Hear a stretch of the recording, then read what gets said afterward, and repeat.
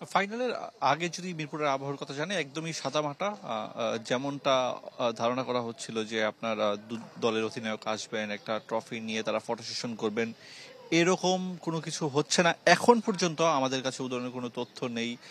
একটা দল অনুশীলন করছে না, আরেকটা দলের ক্রিকেটাররা দেখছি যে আমরা সেই দুপুর থেকে ঘাম জড়াচ্ছে বরিশাল আর চিটাগং কিংসের কথা বলছিলাম যে তারা বিশ্রামে, সেটা যেটা আপনি জানাচ্ছিলেন, এবং বিকেল 5টায় তাদের একটা প্রেস কনফারেন্স রয়েছে। তবে তার আগে বরিশাল অধিনায়ক তামিম ইকবাল তিনি গণমাধ্যমের মুখোমুখি হবেন। এই মুহূর্তে তামিম ইকবাল প্র্যাকটিস করছেন। আমরা সেই ছবিটা দেখাতে চাই যে মিরপুর হোম অফ ক্রিকেটের একাডেমি মাঠে তামিম এবং জেমি নিশাম পাশাপাশি নেটে ব্যাট করছেন দীর্ঘক্ষণ, এবং অনেক দূর থেকেই সেই ছবিটা আমাদের নিতে হচ্ছে। মাহমুদুল্লাহ এসে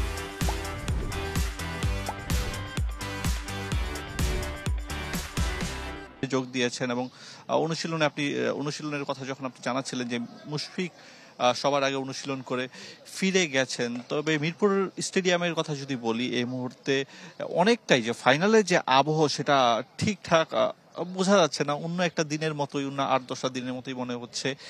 এই ম্যাচের আগে, গুরুত্বপূর্ণ ম্যাচের আগে, শিরোপা নির্ধারণী ম্যাচের আগে এখানকার পরিস্থিতি, তবে টিকিট নিয়ে বাহিরে দর্শকদের সমাগম রয়েছে।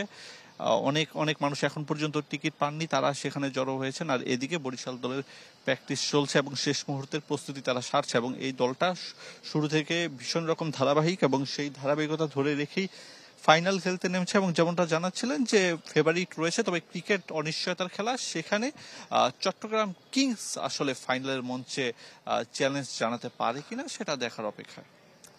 আরিফুল ইসলাম, ধন্যবাদ আপনাকে। মিরপুর স্টেডিয়াম থেকে যোগ দিয়েছিলেন আরিফ, জানাছিলেন বিপিএল ফাইনাল আগের দিনের প্রস্তুতির খবর।